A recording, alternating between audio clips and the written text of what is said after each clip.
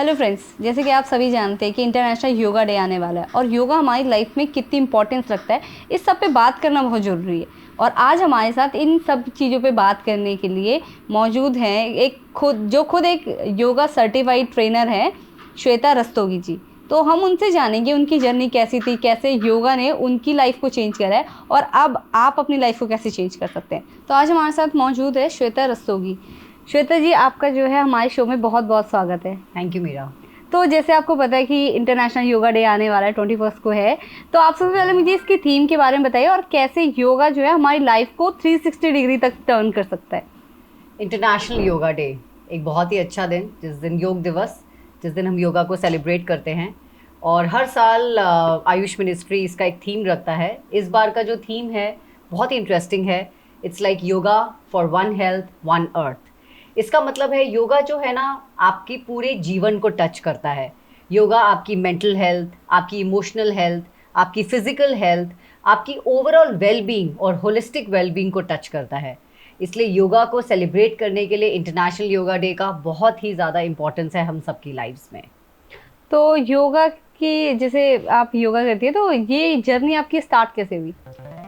योगा की जर्नी बहुत ही इंटरेस्टिंग तरीके से स्टार्ट हुई। मेरा योगा ट्रेनर से पहले मैं कॉर्पोरेट में थी।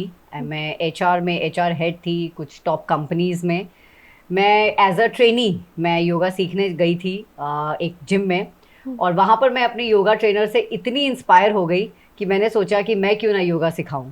और आसन करना और अपने आप को तोड़ना मरोड़ना, चैलेंज करना, और फिर जब प्राणायाम करके मन को शांत करना, मुझे वो सब चीज़ें इतनी अच्छी लगने लगी। तो मुझे लगा कि मैं क्यों ना इस ब्यूटीफुल प्रैक्टिस को और स्प्रेड करूं और लोगों को और इंस्पायर करूं, लोगों को और बताऊं कि कैसे योगा उनकी लाइफ को और बेहतर कर सकता है। तो जैसे अभी आयुष मिनिस्ट्री की बात हो ही रही थी कि योगा जो इंटरनेशनल योगा डे है वो आयुष मिनिस्ट्री ऑर्गेनाइज करवाती है, तो आयुष मिनिस्ट्री से शायद आप भी सर्टिफाइड है। हाँ जी, मैं लेवल 2 सर्टिफाइड हूँ फ्रॉम आयुष मिनिस्ट्री। तो ये योगा आपने कहाँ से सीखा है? योगा मैंने एक्चुअली MDNIY से मैंने सर्टिफिकेशन किया। और उसके अलावा मैंने सर्टिफिकेशन कोर्स किया, ये लेवल 2 मैंने एग्ज़ाम क्लियर किया। और उसके अलावा तो देखिए, योगा एक फीलिंग है, योगा एक एहसास है। तो ऐसा नहीं है कि एक दिन में आप पूरा योगा नहीं सीख सकते। इसमें कहने को पूरी ज़िंदगी चली जाती है, कहने को कुछ महीने में आ जाता है, कहने को पूरे साल, कुछ साल में आता है। मैं आज भी सीख रही हूँ। मुझे आसन करना अच्छा लगता है, प्राणायाम मेडिटेशन करना अच्छा लगता है। तो मैं उसको सीखते रहते हैं। कुछ आज एक आसन आया, फिर कुछ और नए आसन आया, फिर कुछ और एक नया आया। तो डेली अपने आप को और बेहतर करती रहती हूँ नए नए आसनों के द्वारा। तो ये जो आपकी योगा की जर्नी है ये कॉर्पोरेट के साथ ही स्टार्ट हुई? काफ़ी हद तक आप कह सकते हैं। पहले मैं टेबल की दूसरी तरफ थी, आज मैं टेबल के इस तरफ हूँ। So it was like that. पहले ट्रेनी थी, अब ट्रेनर हूँ। ओके, तो आप कितने लोगों को योगा सिखाती हैं? मैंने करीबन, मेरे को 6 साल हो गए। मैंने 2019 में अपनी जॉब क्विट की थी। और उसके बाद मैंने डिसाइड किया था कि मैं योगा ट्रेनर बनूं। तो अब तक मैंने करीबन 350-400 लेडीज़ को, मेरा जो कोर्स है, जो मेरी क्लासेस हैं, they are very focused towards women. तो मैं सिर्फ, मेरी जो ट्रेनीज़ हैं वो विमेन ट्रेनीज़ रहती हैं। तो मैं ऑनलाइन ऑफलाइन दोनों मोड में क्लासेस कंडक्ट करती हूँ।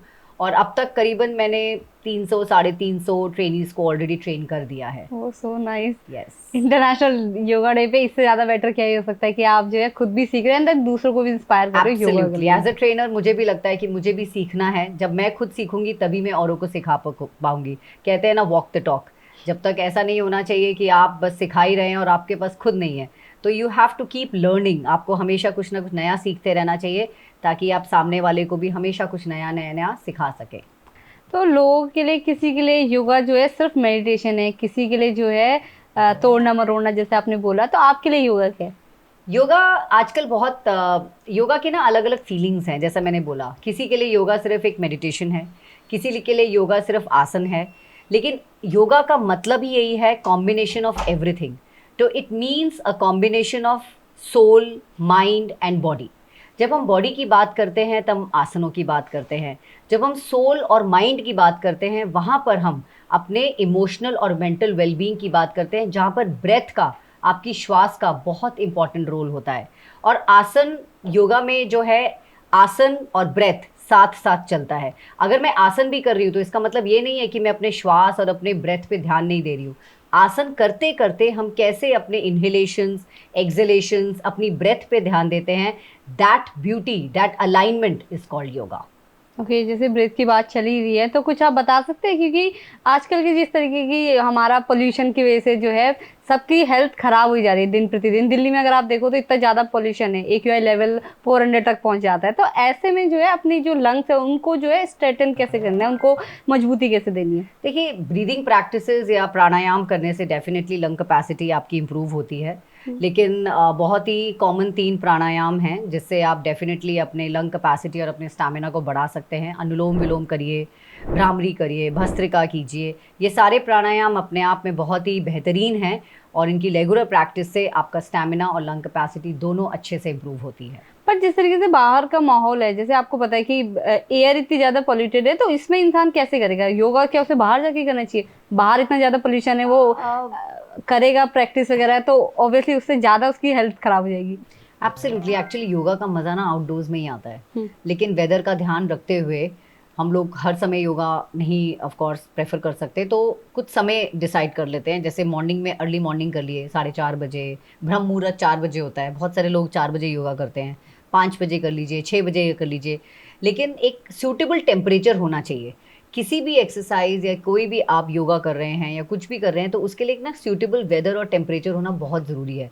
बहुत तेज़ गर्मी में या बहुत तेज़ सर्दी में कोई भी आप फॉर्म आप वर्कआउट करेंगे या योगा करेंगे तो वो करना बहुत मुश्किल हो जाएगा। अदरवाइज़ आउटडोर्स करना तो बहुत अच्छा रहता है। खुली हवा में आप अगर मेडिटेशन करें, खुली हवा में अगर आप प्राणायाम करें तो बहुत बढ़िया रहता है। अदरवाइज़ इंडोर्स तो फिर है ही, AC चलाइए और करिए योगा। तो जैसे आपने योगा करना स्टार्ट भी करा है, उससे पहले आपने बताया कि आपने जो है जिम भी ज्वाइन करा था, आई गेस है? हाँ जी, तो जिम में मैं जिम या अभी भी करती हूँ। ओके, हाँ जी। तो जिम में और जैसे और भी एक्सरसाइज वगैरह है, जैसे जुम्बा क्लासेस हो गए, इन सब में और योगा करने में कितना डिफरेंस आपको लगा कि ये वाली चीज जो है मुझे इन सब में नहीं मिली जो योगा पे मिली? योगा में ना एक शांति मिलती है मुझे। एक एज आई सेड, अभी मैंने पीछे बताया, yoga is all about holistic well being. Yoga अपने आप में ना कंप्लीट पैकेज है। अगर आपके शरीर में आपको रिलैक्स करना है तो आप, अगर आपका बहुत बॉडी पेन हो रहा है, आपको बॉडी एक हो रहा है, आप स्ट्रेचेस कीजिए, आपको एकदम एक अलग ही एहसास मिलेगा। अगर आपका मन बहुत परेशान है, आप दुखी हैं, आप ब्रीदिंग एक्सरसाइजेस करिए, आप प्राणायाम कीजिए, आप मेडिटेशन कीजिए, आपका मन शांत हो जाएगा। अगर आपको एनर्जी चाहिए तो आप सूर्य नमस्कार कीजिए या आप पावर योगा करिए, विन्यासा फ्लोज कीजिए। तो योगा में ना हर तरीके की वैरायटी है। योगा कहते हैं, बहुत सारे लोग कहते हैं yoga is only for elderly people. मैं मानती हूँ और हमारा थीम भी यही है, yoga for health, yoga for all. Yoga सबके लिए है। योगा एक यंग बच्चा भी कर सकता है, योगा लेडीज़ भी कर सकती हैं, योगा मेन भी कर सकते हैं, योगा सीनियर सिटीजन्स भी कर सकते हैं, छोटे बच्चे भी कर सकते हैं। तो योगा सब लोग कर सकते हैं, लेकिन आपको चूज़ करना है कि आपका ऑब्जेक्टिव क्या है और आपको क्या पसंद आ रहा है। आपके शरीर की रिक्वायरमेंट के हिसाब से आप अपनी फॉर्म्स को चूज़ कर सकते हैं। योगा इज़ होलिस्टिक वेलबींग, मेरी ये डेफिनेशन है, ये मेरा मानना है। तो जैसे आप बता ही रहे हैं कि हर कोई योगा कर सकता है, तो योगा करने की स्टार्टिंग एज क्या है कि आप इतने साल के तो आप योगा करना स्टार्ट मैंने कर किड्स सकते योगा भी कराया कोविड में। कोविड में मेरा किड्स योगा के बैच है, तो मेरे पास 5-6 साल के बच्चे भी आते थे, मेरे पास 12 साल के बच्चे। और बचपन में ना बॉडी बहुत मोबाइल होती है, तो मोबिलिटी बहुत अच्छी होती है और योगा में कहते हैं फ्लेक्सिबिलिटी करनी चाहिए। तो बच्चों के लिए तो किड्स योगा बहुत बढ़िया है। तो टेक्निकली आप लगा लीजिए 6-7 साल की बच्चों की उम्र से आप योगा कर सकते हैं। अगर किसी बच्चे ने बचपन से योगा कर लिया ना, तो आगे जाके उसको कभी भी कमर का दर्द, घुटने का दर्द, इमोबिलिटी कभी महसूस नहीं होगी, क्योंकि उसका बचपन से मोबिलिटी उसकी बहुत अच्छी रहेगी। तो किड्स योगा आप 6 साल की उम्र से भी कर सकते हैं, और मैंने तो कराया है किड्स योगा। तो अगर अब किसी को जो है बैक पेन हो रहा है या नी पेन हो रहा है, तो क्या अब वो सही हो सकता है योगा से? देखिए, उसमें भी ना डिपेंड करता है मीरा जी कि क्या स्टेज पे हैं आप।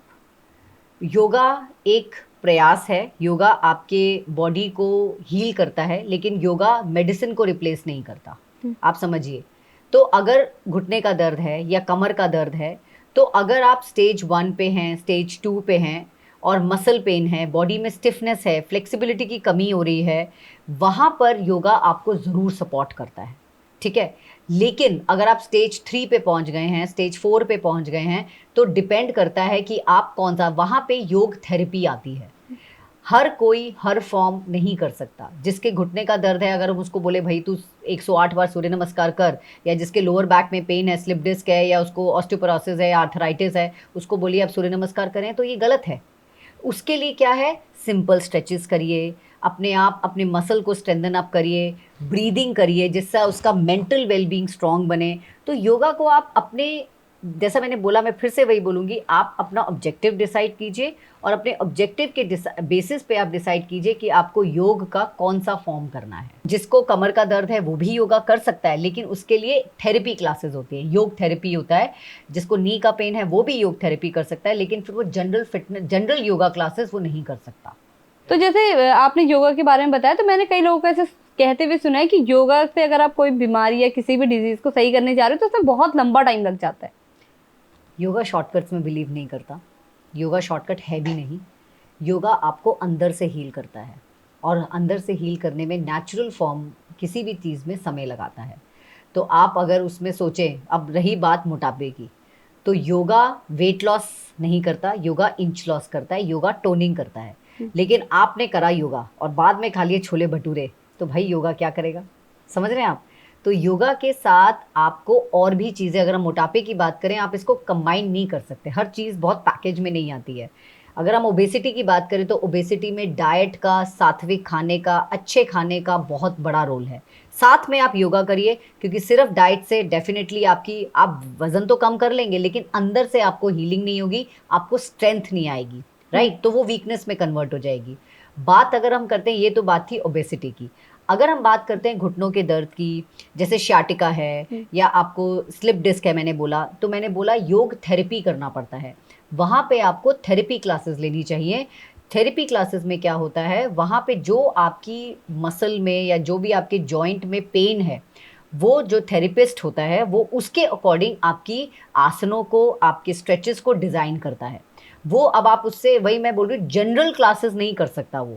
अगर उसको मेडिकल इश्यू है तो उसको फिर एक थेरेपिस्ट के पास जाना चाहिए, एक जनरल योगा टीचर के पास, वो नहीं ट्रेन कर सकता उसको। तो योगा समय ज़रूर लगाता है, लेकिन जब वो अंदर से हील करता रहता है तो उसका बेनिफिट भी लंबे समय तक होता है। लेकिन ऐसा भी नहीं होना चाहिए कि मैं ठीक हो गई तो चलो बस अब ठीक है, योगा ख़त्म। नहीं, अगर आपका नी पेन कम होता रहेगा, अगर आप सही से योगा करते रहेंगे, लेकिन उसकी लॉन्ग लास्टिंग हेल्थ के लिए आपको उसको कंटिन्यू करना चाहिए।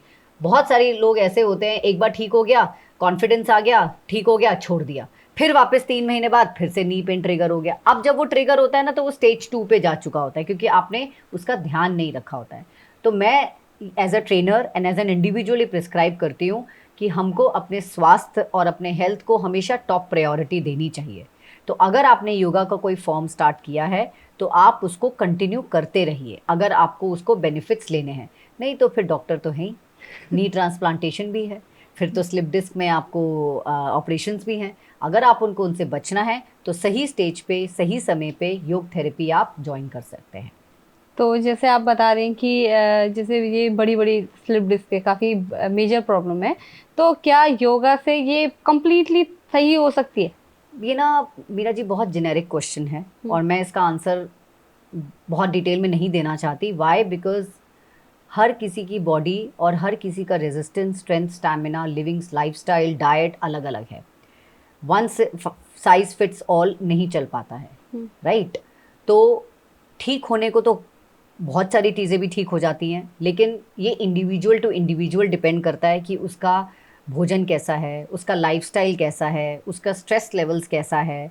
ये ना बहुत बड़ी बातें हैं, बहुत ही छोटे, ऐसे नहीं कह सकते कि भाई ठीक हो जाएगा। ये बहुत ही गलत और इनकम्प्लीट स्टेटमेंट है, क्योंकि ये हर इंडिविजुअल टू इंडिविजुअल वेरी करता है, और ये सिचुएशंस पे वेरी करता है, आपकी पूरी लाइफ पे वेरी करता है। तो ये कहना कि ये ठीक हो जाएगा, मैं इसका जवाब ऐसे येस और नो में नहीं देना प्रेफर करूँगी। तो जैसे मैंने कुछ लोगों को देखा है, वो खुद से ही योगा करना स्टार्ट करते हैं, घर पे रहते हैं, यूट्यूब से वीडियो देख ली। तो क्या एक इंडिविजुअल घर पे खुद से योगा कर सकता है स्टार्ट?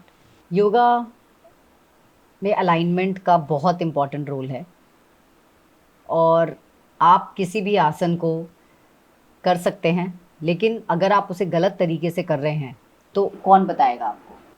आप YouTube is a monologue, right? YouTube चल रहा है, आप कर रहे हैं, आप गलत कर रहे हैं, कैसे आपको कोई बताएगा कि आप भुजंगासन सही कर रहे हो या पर्वतासन सही कर रहे हो?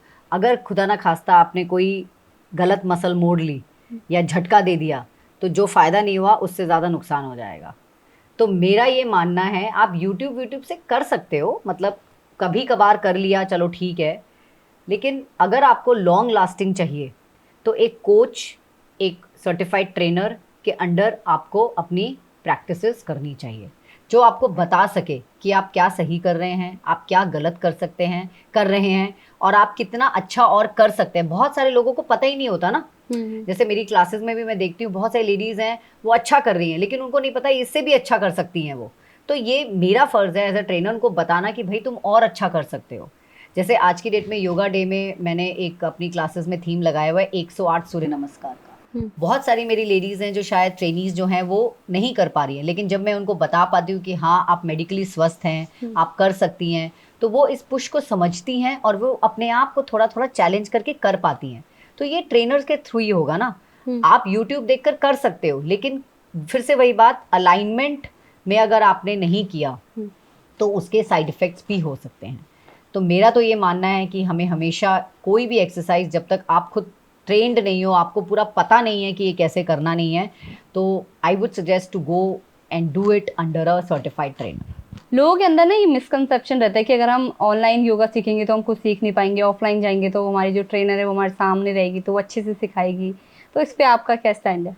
बहुत ही सही मिसकंसेप्शन है, लेकिन ये मिसकंसेप्शन मिथ ही है। आपने मुझसे एक सवाल किया था कि यूट्यूब से योगा करना कितना बेनिफिशियल है, तब मैंने उस पर जवाब दिया था कि यूट्यूब मोनोलॉग है, वहाँ पे आपको कोई डायरेक्ट नहीं कर रहा, आपको कोई करेक्ट नहीं कर रहा, तो वो फॉर्म काफ़ी हद तक रेकमेंडेड नहीं हो सकता अनटिल अनलेस आपको सही फॉर्म्स नहीं पता।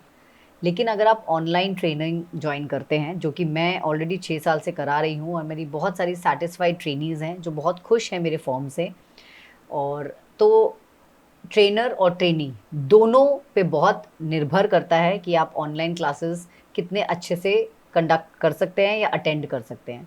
एज अ ट्रेनर मैं एक एक ट्रेनी का एक एक अलाइनमेंट, एक एक उसका जो पोस्टर है वो करेक्ट करती हूँ। I don't even miss a single beat in that, I would say. तो चाहे ऑफलाइन हो, ऑफ कोर्स ऑफलाइन में I can give that physical touch, लेकिन ऑनलाइन में वो फिजिकल टच नहीं है, लेकिन मेरी इंस्ट्रक्शंस, मेरी गाइडेंस और जिस तरीके से ट्रेनर आपको गाइड करता है वो आपको डेफिनेटली उस तरीके से आपको बेनिफिशियल रहता है। तो चाहे ऑनलाइन हो चाहे ऑफलाइन हो, दोनों ही फॉर्म्स अपने आप में बहुत फ़ायदेमंद हैं। तो ये भ्रम है, ये मिथ है कि ऑनलाइन क्लासेस में हम योगा नहीं कर सकते। ऑनलाइन क्लासेस भी उतनी ही सक्सेसफुल हैं जितनी ऑफलाइन क्लासेस। ऑनलाइन क्लास और ऑफलाइन क्लासेस में आपको कितना अंतर लगा, क्योंकि आप दोनों क्लासेस करवाती हैं? अंतर बस इतना है कि ऑनलाइन में बोलना ज़्यादा पड़ता है, ऑफलाइन में मेहनत ज़्यादा वैसे करनी पड़ती है, क्योंकि ऑफलाइन में आप फिजिकल टच दे पाते हैं। तो आपको कोई बंदा अगर सपोज भुजंगासन नहीं कर सकता या उसका शोल्डर ड्रॉप हो रहा है तो मैं पकड़ के उसका शोल्डर पीछे कर देती हूँ। लेकिन ऑनलाइन क्लास में मुझे बारीकी से एक एक चीज़ उसकी ऑब्जर्व करके उसको गाइड करना पड़ता है कि भाई तुम अपना थाइस को नीचे प्रेस करिए, अपने हाथों को और सीधा करिए, अपने एल्बोज़ को और सीधा करिए, शोल्डर्स को और पीछे लाइए। तो एक छोटी सी छोटी इंस्ट्रक्शंस को मुझे उसमें कैप्चर करना पड़ता है।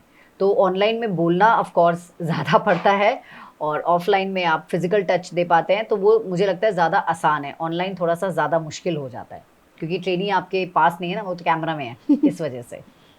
ओके, तो मैं आपसे जो है अभी कुछ, जैसे आजकल जो है महिलाओं में या पोस्ट प्रेगनेंसी या प्री प्रेगनेंसी में ना बहुत सारी दिक्कतें आ जाती हैं, महिलाओं में भी क्या, एक्चुअली पुरुषों में भी ये दिक्कतें आ जाती हैं। तो मैं आपको कुछ दिक्कतों के बारे में बताऊंगी, आप उन दिक्कतों में कौन कौन से एक्सरसाइज या कुछ सजेस्ट करना चाहें। तो सबसे पहले रहेगा थायराइड में, क्योंकि आजकल मैंने बहुत देखा है थायराइड हर, मतलब अगर 10 लोगों की बात करें 10 में से 8 लोगों को थायराइड हो ही जाता है। थायराइड में हलासन आप कर सकते हैं, हलासन एक अच्छा आसन है, बट अदरवाइज थायराइड में आप योगा करें तो ओवरऑल आपके थायराइड ग्लैंड्स को एक्टिवेट करता है, हार्मोनल ग्लैंड्स को एक्टिवेट करता है। तो थायराइड के लिए योगा बहुत ही अच्छा रहता है, आपका ग्लैंड्स रेगुलेटेड रहते हैं।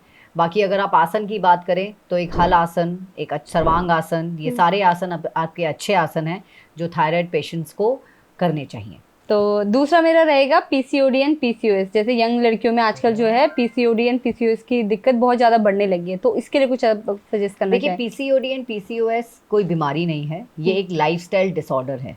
अगर आप रेगुलरली योगा करते हैं, अपनी लाइफस्टाइल को एक्टिव रखते हैं, तो आप डेफिनेटली अपने हार्मोन्स को एक्टिवेटेड रखते हैं और उनको कंट्रोल में रखते हैं। It's a hormonal disorder, right, ये कोई बीमारी नहीं है। तो अगर आप योगा करते हैं, योगा अपने आप में एक्टिवेटेड करता है आपके हार्मोन्स को, आपके हैप्पी हार्मोन्स को एक्टिवेट करता है, आपकी ओवरऑल बॉडी को ओपन अप करता है, तो डेफिनेटली पीसीओडी और पीसीओएस, योगा उन पेशेंट्स के लिए योगा एक बहुत ही सक्षम व्यायाम है जिससे उनकी लाइफस्टाइल बेहतर हो सकती है। मेरी बहुत सारी ट्रेनीज़ को था और योगा करने के द्वारा उनको उनकी लाइफस्टाइल बेटर हुई and then their periods also got normal, और बहुत सारी लेडीज़, मैरिड लेडीज़ को उनको कंसीव करने में भी मदद मिली।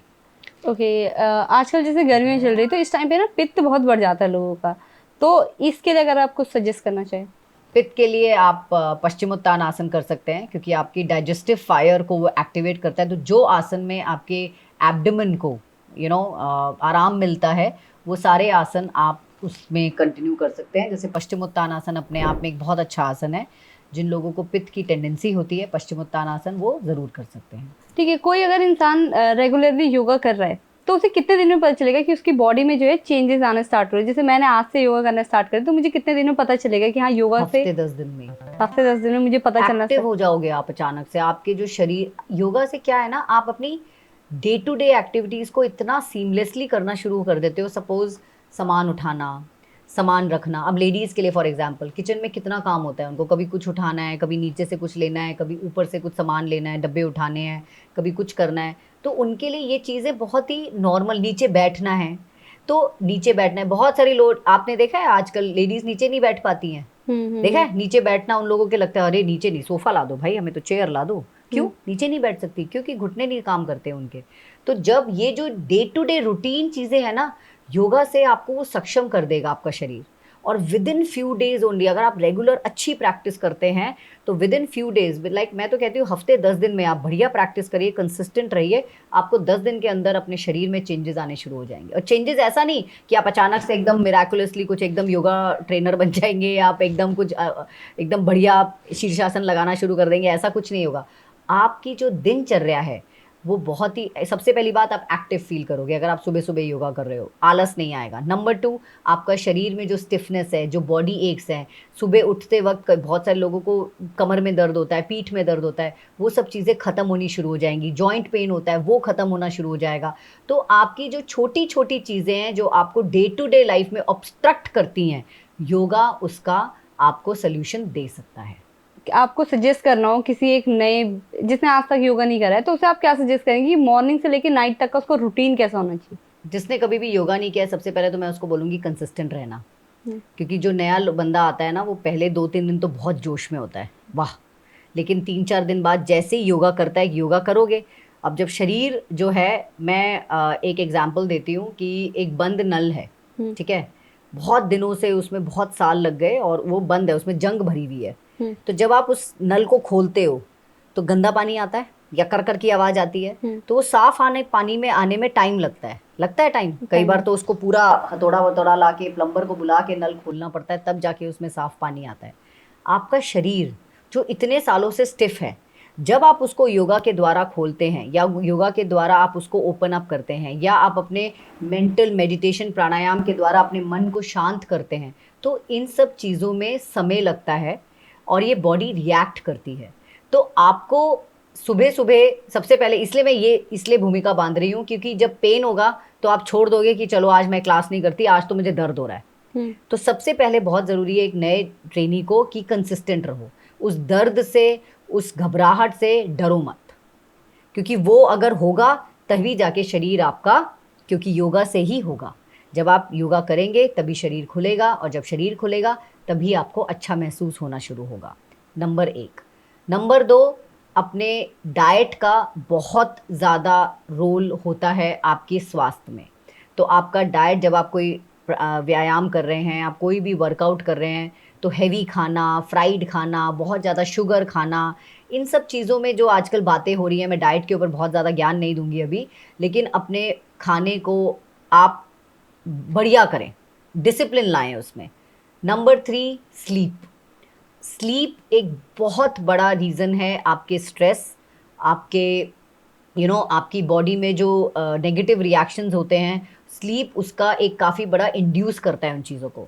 तो आपकी स्लीप प्रॉपर होनी चाहिए, 7 से 8 घंटे आप सो, एक बढ़िया स्लीप आती है। जब शरीर थकता है तो नींद भी अच्छी आती है। तो ये सब चीज़ें जब आप रेगुलेट करते हैं तो नया ट्रेनी जो है उसको एक तो नंबर 1 कंसिस्टेंट रहना है, नंबर 2 उसको अपने खाने पीने का ध्यान रखना है, नंबर 3 एक्टिव रहना है, कोशिश करनी है, घबराना नहीं है, और नंबर 4 अपने नींद, अपने स्लीप पे भी पूरा ध्यान देना है।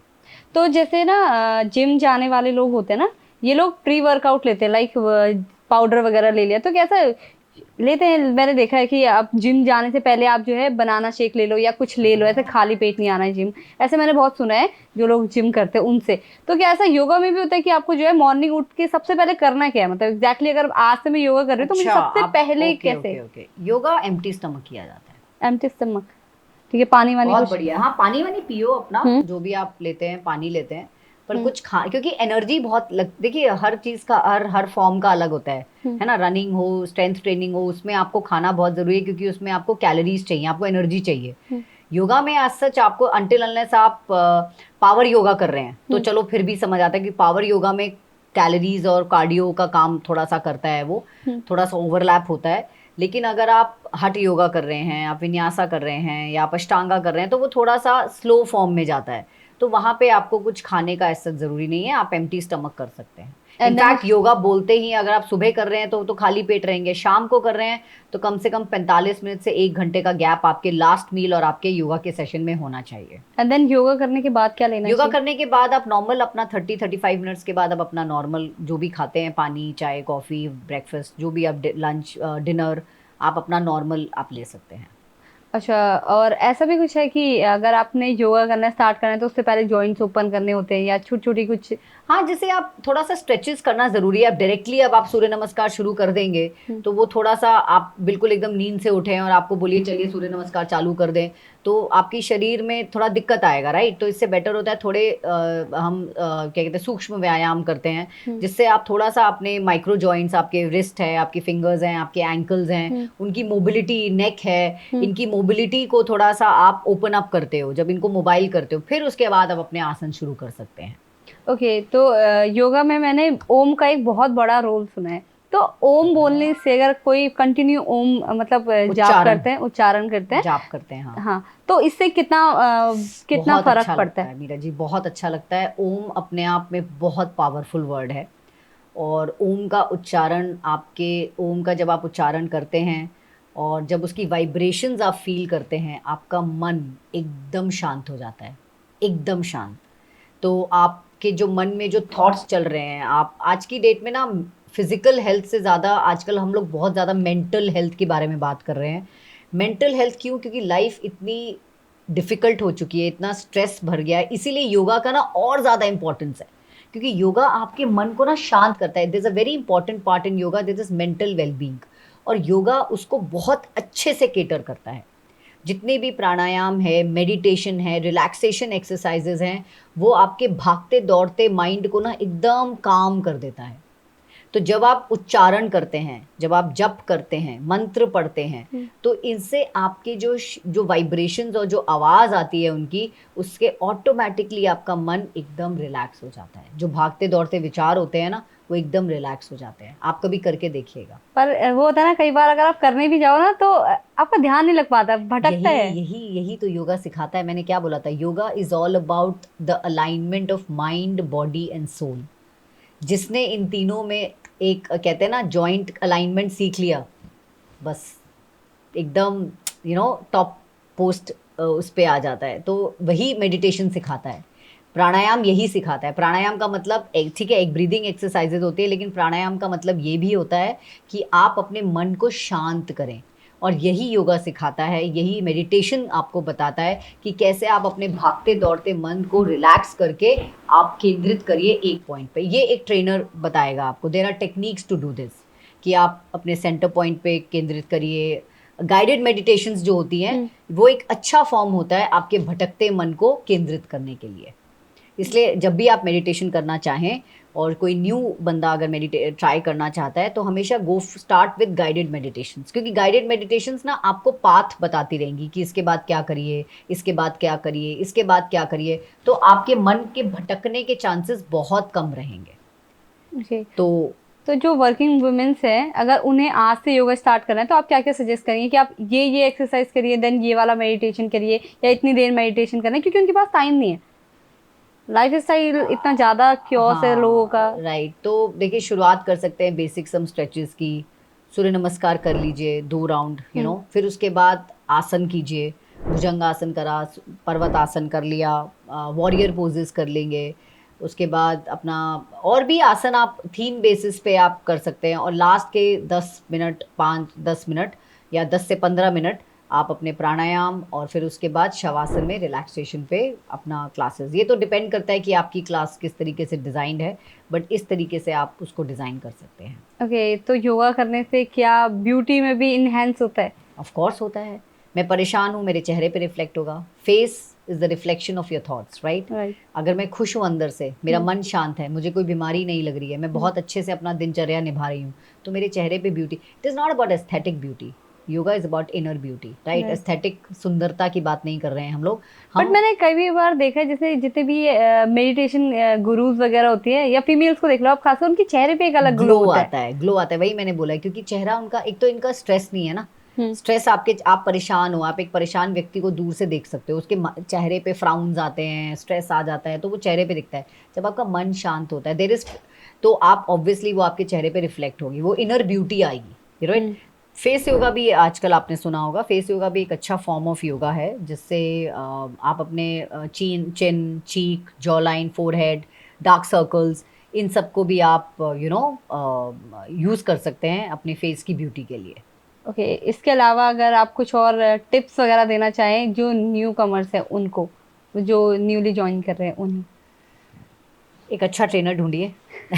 सबसे पहले तो मैं ये बोलूँगी, किसी ट्रेनर के अंडर ही ट्रेनिंग करिए। और अगर आप क्योंकि न्यू हैं इस फील्ड में, तो आपको नहीं पता क्या सही है और क्या गलत है, तो एक अच्छा कोच, एक अच्छा ट्रेनर आपको अच्छा से गाइडेंस देगा। और यूट्यूब या मोनोलॉग योगा सेशंस में मत जाइए। Go for a experience teacher, number 1। Number 2, be consistent in your practice, because आप कोई भी नई प्रैक्टिस शुरू करते हैं, समय लगता है शरीर को समझने में, नए प्रैक्टिस को समझने में, नए आसन को समझने में। तो कई बार दर्द होता है, तकलीफ़ होती है, पर वो दर्द और तकलीफ़ ही आपको लॉन्ग टर्म दर्द और तकलीफ़ से छुटकारा देगी। So stay consistent and be consistent. उसके बाद आप अपने खान पान, अपने डाइट, अपने लाइफस्टाइल को, सबको उसके अकॉर्डिंगली फ्रेम करिए, एंड फिर देखिए योगा क्या चमत्कार करता है। एक क्वेश्चन मुझे किसी ने पूछा था कि प्रेगनेंसी के बाद ना यूट्रस, खासकर फीमेल्स का यूट्रस के अगर वीक हो जाता है, ठीक है, तो उसको स्ट्रेंथ करने के लिए कोई अगर एक्सरसाइज वगैरह हाँ, हो? बहुत सारी मल आसन कराया जाता है, जो, और उसके बाद पेल्विक की जो जितने भी आसन होते हैं जिसमें आपका पेल्विक ओपन अप होता है, वो सारे आसन हम उसमें किए जाते हैं जब आप पोस्ट नेटल। तो उसका एक, उसके भी फॉर्म, मैंने योगा के बहुत सारे फॉर्म्स हैं। एक होता है प्री नेटल योगा, एक होता है postnatal yoga. Prenatal yoga होता है चाइल्ड बर्थ से पहले, जो कि अगेन एक बहुत ही एक्सपीरियंस्ड ट्रेनर के अंडर आपको करना चाहिए, जिसको पूरी नॉलेज होती है, बिकॉज जो मदर है, जो कंसीविंग मदर है, उसकी हेल्थ बहुत ही एक सेंसिटिव स्टेज पर है। तो आप प्री नेटल योगा करें, और उसके बाद जब चाइल्ड बर्थ के बाद there is a postnatal yoga, जिसमें वो सारी आपको आसन कराए जाते हैं, जिससे आपको आपके बैक एक, क्योंकि एक मदर को एक बैक एक बहुत होता है, तो वो एक्सरसाइजेज आपको कराई जाती है। यूट्रस को स्ट्रॉन्ग करने के लिए एक्सरसाइजेज कराई जाती हैं, अपर बैक को स्ट्रॉन्ग करने के लिए एक्सरसाइज, बिकॉज बच्चे को होल्ड करना है, तो बहुत सारी लेडीज़ को सर्वाइकल का प्रॉब्लम आ जाता है जो न्यू मदर्स होती हैं, क्योंकि आप बेबी को होल्ड कर रहे हैं पूरा टाइम, आपका पोस्टर ऐसा है, तो you develop a cervical and neck shoulder problem.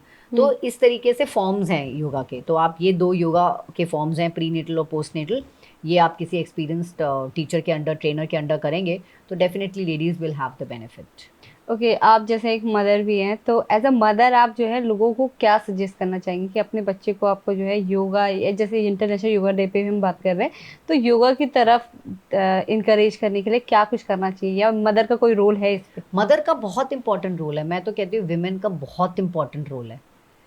औरत का अपनी लाइफ, अपनी फैमिली के लिए, वो अपने लिए तो जो कर रही है, लेकिन वो जो फैमिली, एक जब औरत डिसाइड करती है, एक विमेन, एक वाइफ, एक मदर जब डिसाइड करती है कि मुझे फिट रहना है, तो वो ना, वो क्वालिटीज़ अपनी फैमिली में भी लेके आती है, वो इंस्पायर करती है अपने हस्बैंड को, अपने बच्चों को। और वो जब खुद हेल्थ कॉन्शियस हो जाती है, तो उस किचन उसके अंडर होता है, तो किचन जब उसके अंडर होता है ना, तो वो obviously she start making smart choices. You get my point.